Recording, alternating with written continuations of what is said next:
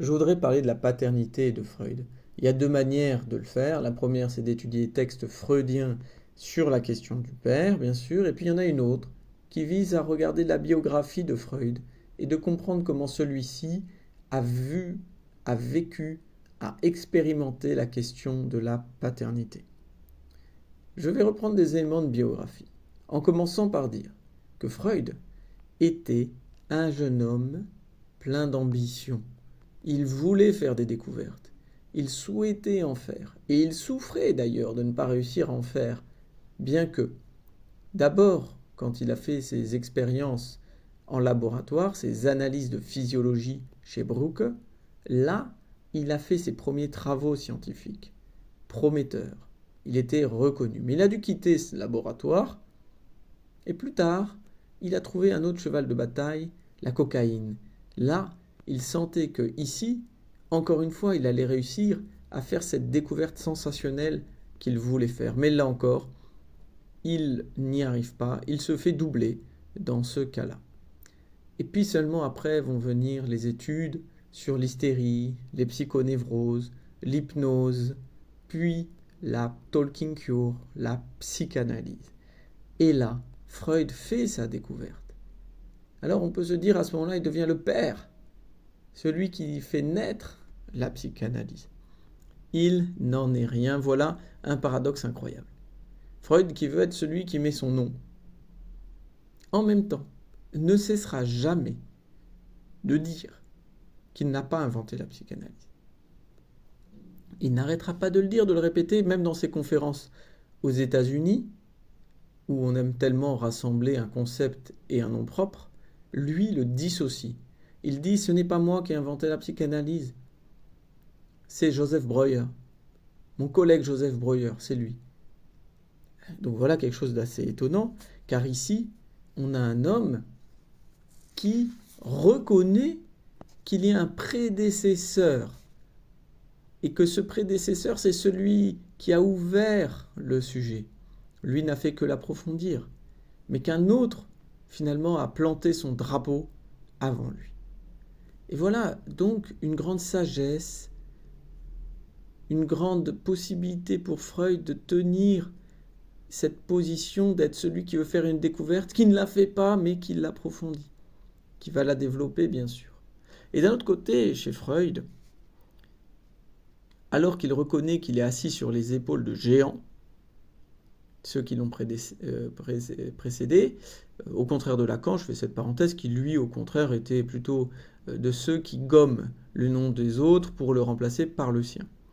Alors Freud, alors qu'il est un homme reconnaissant de ce qu'on peut appeler le père symbolique, celui qui est mort avant vous et que vous ne pourrez pas déloger de sa place, et qui a fait de la place pour les suivants, lui va avoir une autre attitude, Freud, une sorte de Janus, vis-à-vis de ses élèves. Parce que vis-à-vis de ses élèves, on sent que les choses se compliquent.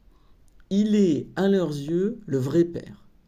Le vrai père de la psychanalyse, aux yeux de ses élèves, c'est Freud lui-même. Et il se prend au jeu. Il se prend au jeu, il n'y a qu'à voir la correspondance avec ses élèves pour voir qu'il joue comme ce qu'on pourrait appeler un père presque dictateur, un père imaginaire, un père qui prend les choses pour lui et ne laisse pas de place aux autres. C'est ainsi que de nombreux conflits vont éclater, là où il n'y en a pas avec Breuer. Il va avoir des conflits avec Jung, avec Adler, avec Rank. Il va avoir des conflits avec tous ceux-là qu'il va nommer des dissidents, parce qu'il n'aime pas beaucoup l'originalité qu'ils apportent. Freud est assez orthodoxe, si on peut dire, de lui-même, et ne permet pas tellement une inventivité dans le champ analytique qui lui échapperait.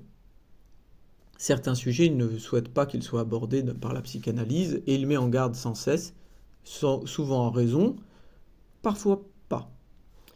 Donc on voit ici que Freud joue au père qui fait peur, au méchant père, et le mouvement analytique va être marqué de schisme, de déviation, de nouvelles écoles. Bref, c'est un vrai lieu tempétueux où le père ne se laissera pas déloger.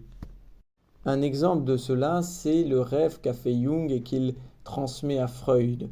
Il dit, je suis quelque part, j'avance et il y a un arbre mort qui me barre la route. Freud lui dit, cet arbre mort, c'est moi.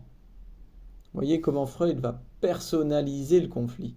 Là où il pourrait avoir une interprétation, bien sûr que Jung parle de Freud, c'est évident, mais il appartient à Freud de décaler les choses, de ne pas personnifier le problème de l'autre.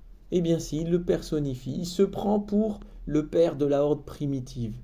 Et c'est là où Freud, il aura une grande tendance, dans ses textes aussi théoriques, à amener la question du père imaginaire comme étant le père sévère, le père qui empêche, le père qui barre la route. Il y croira pour lui-même et il utilisera d'ailleurs cette figure de lui-même pour empêcher un bon nombre de ses élèves de prendre leur indépendance. Ainsi vous voyez que chez Freud, forme de Janus vis-à-vis de la paternité, il y a d'un côté l'élévation assez belle de sa reconnaissance du père qui l'a précédé, Breuer, donc du père symbolique, et en même temps des incarnations plutôt moins intéressantes d'un père qui vient vous empêcher, d'un père qui tient tout l'héritage dans sa main et qui ne le lâchera pas. Une sorte de père de la horde dont il a écrit le mythe et qui est un mythe un peu autobiographique. Voilà pour les deux aspects de Freud vis-à-vis de la paternité. Et il faudra attendre Lacan pour que celui-là mette l'accent sur la question du père symbolique, qui est autrement plus stimulant dans une vie que cette fausse impasse qu'est le père imaginaire. Voilà.